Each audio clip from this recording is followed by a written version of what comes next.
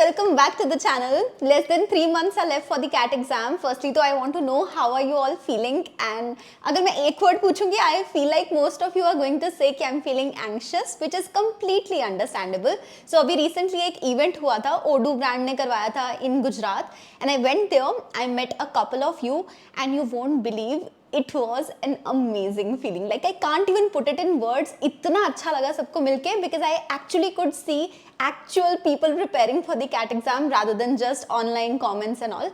And I understood कि आपके दिमाग में क्या questions चल रहे होंगे इस समय. So I was like, I'm gonna make a video addressing all those frequently asked questions that you may have right now about preparing for the CAT exam in 3 months. So start करते हैं. मैंने 5 questions pick किए हैं जो सबसे ज़्यादा पूछे जा रहे थे, जिसमें से सबसे पहला है कि क्या हम CAT एग्जाम को 3 महीने की प्रिपरेशन में क्रैक कर सकते हैं. इस क्वेश्चन के ना बड़े अलग अलग तरह के वेरिएंट्स थे. For example somebody was like कि अगर मेरी प्रोफाइल है XYZ 10th में इतने 12th में इतने ग्रेजुएशन में इतने तो मुझे कितनी परसेंटाइल चाहिए होगी, या फिर कि अगर हमारी इतनी बैक्स हैं, या फिर कि अगर हमारे ये एग्जाम्स क्लियर नहीं है तो क्या स्टिल भी हमें कोई भी IIM मिल सकता है या नहीं मिल सकता. This is a coping mechanism of your brain जहां पर आप अपने फ्यूचर को सर्टेन करने की कोशिश कर रहे हो.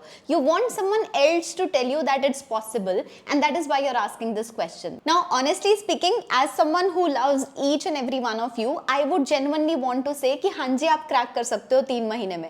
लेकिन आप खुद सोचो कि मेरे कह देने से ना आपका फ्यूचर सर्टन हो जाएगा, और बाई चांस मैं कह दूं कि नहीं हो सकता तो फिर आप क्या करोगे? उससे आप तैयारी तो नहीं छोड़ दोगे. सो मेरे रिस्पॉन्स से एक्चुअली में कोई भी फर्क नहीं पड़ने वाला है. So the action point then becomes that you realise that this is just your brain wanting some validation, wanting some certainty, so that आपको comfortable feel हो preparing for this exam, but you may or may not be able to crack it. There is only one way to find out, which is actually preparing for it. So that's the only action point we have.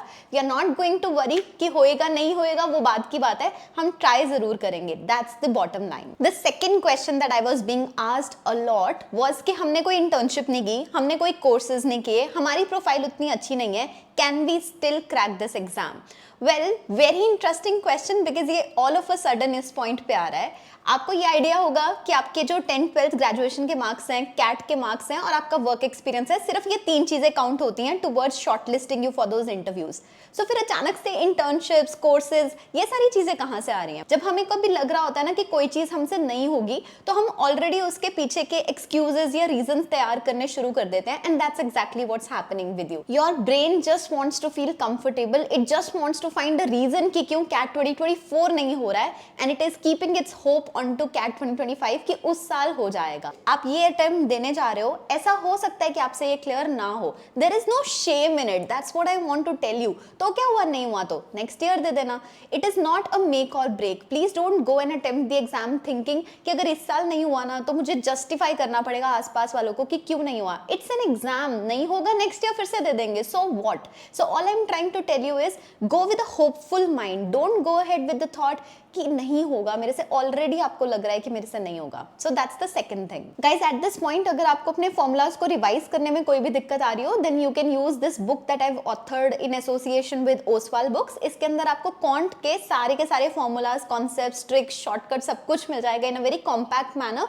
So this can help you revise the syllabus or the foundational part easily. Along with that, अगर आपको लग रहा है कि आपके पास उतने ज्यादा mocks नहीं है and you would want to use a book for that timer के बिना वाली preparation, then I would recommend you to check out Oswal books 10 year past papers. इसके अंदर पिछले 10 साल में जितने भी पास्ट पेपर्स आए हैं वो सब आपको मिल जाएंगे, and that will help you prepare for this exam basis कि आपके कौन से टॉपिक्स पर्टिकुलरली वीक हैं और उसमें से कौन से क्वेश्चंस को आपको गो थ्रू करना है. इन दोनों बुक्स और ओसवाल बुक्स की बाकी सारे रिसोर्सेज की लिस्ट आपको डिस्क्रिप्शन और पिन कमेंट में मिल जाएगी. I will add a link there so you can check it out. The third point was very very interesting. So a lot of people were asking कि हमारे मॉक्स में अच्छे मार्क्स नहीं आ रहे. सो आई आस्क्ड देम कि आपने कितने मॉक्स दिए हैं, एंड दे वर लाइक 2 मॉक्स दे चुके हैं हम. And then a lot of people that I asked जो कह रहे थे कि हमें बहुत डर लग रहा है इस एग्जाम से. हम लाइक कितने मॉक्स दे चुके हैं आपने? लाइक शुरू ही नहीं किया है. मैंने बोला क्यों? लाइक डर लग रहा है कि अगर मॉक्स में मार्क्स नहीं आए तो. Well let me explain to you कि कैट एग्जाम या बाकी कंपेटिटिव एग्जाम्स में और हमारे स्कूल या कॉलेज के जो एग्जाम्स होते थे उनमें क्या फर्क होता है। कैट एग्जाम की प्रिपरेशन दो पार्ट में डिवाइड होती है, फाउंडेशनल विच मीन्स कि आप अपने कॉन्सेप्ट्स को प्रिपेयर करते हो, जैसे मैथ के अंदर आप अलग अलग फॉर्मूलाज चैप्टर से गो थ्रू करते हो, एंड देन दूसरा एलिमेंट आता है अटेम्प्ट स्ट्रैटेजी का, विच मीन्स कि आपने उस पेपर को किस तरह से अटेम्प्ट करना है सच दैट आप ज्यादा से ज्यादा मार्क्स लेके आ पाओ। Now that you know that, अब देखते हैं कि आपकी प्रिपरेशन कैसे चल रही है।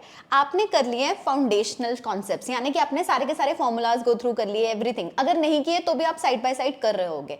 अगर आपने वो सब कर भी लिया है तो भी जब आप मॉक अटेम्प्ट करोगे आपके मार्क्स स्टार्टिंग में नहीं आएंगे। अगर आपने 2 मॉक्स लिए हैं तो आपके फाउंडेशंस हो सकता है क्लियर हो, लेकिन आपकी अटेम्प्ट स्ट्रैटेजी अभी क्लियर नहीं है। आपको नहीं पता कि कितना टाइम स्पेंड करना है पर क्वेश्चन, आपको नहीं पता कि कैसे आपने अटेम्प्ट का ऑर्डर बनाना है, यानी कि अगर आप DILR में 4 सेट हैंडल कर रहे हो, उन 4 सेट्स में से कौन से सेट्स करने हैं और कौन से नहीं करने, that is not clear to you yet. और वो बार बार मॉक्स देने से और अपनी स्ट्रैटेजी को चेंज करने से ही आएगा। दैट्स अ नॉर्मल एक्सपीरियंस, सबके साथ होता है। लेकिन if you approach this with the ideology कि यार मेरी फाउंडेशन तो हो गई है, मेरे से क्वेश्चंस वैसे तो सॉल्व हो रहे थे, अब मॉक्स में क्यों नहीं सॉल्व हो रहे, then obviously you are going to get demotivated. So I hope this distinction between the other exams and the CAT exam is clear to you. So इससे हमारा एक्शन पॉइंट क्या बनता है, अगर आप ऑलरेडी एक मॉक दे चुके हो या फिर कि अब आप मॉक दोगे तो उसको अटेम्प्ट करने के बाद आपको बिना टाइमर के भी उसको एक बार सॉल्व करना चाहिए।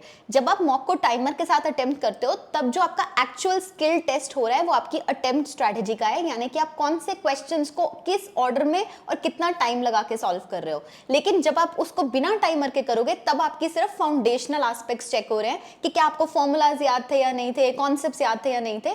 So that will help you understand कि आपके कौन से टॉपिक्स वीकर हैं। द फोर्थ क्वेश्चन, एंड हे भगवान ये क्वेश्चन इतना ज्यादा पूछा जाता है ना, I don't know why this question even is asked, which is कि हमें एक दिन में कितने घंटे पढ़ाई करनी है, या फिर कि इसका अनदर वेरिएंट इज कि हमें टोटल कितने मॉक्स देने चाहिए ना। दूसरा वेरिएंट तो फिर भी अंडरस्टैंडेबल है, बट पहला वेरिएंट तो I just don't no.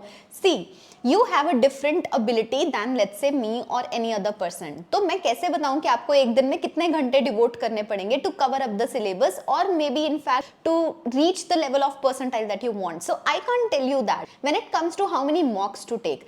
If you have solid foundation, and this could be because आपने बहुत जल्दी स्टार्ट किया था या फिर कि आप IITian हो, काफी स्मार्ट हो, या वट एवर द केस में be, then I would recommend कि आप सिंपली 30 to 40 मॉक्स लो and don't focus a lot on the foundations. काफी लोग जो इस समय स्टार्ट करते हैं जो बहुत स्मार्ट होते हैं, दे तो simply go ahead with mock taking and analysis, वो बाकी तैयारी करते भी नहीं है।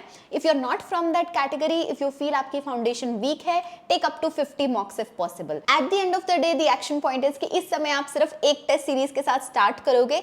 एक एस्टिमेट मैं आपको दे सकती हूँ which is of the coming months, September, October, November.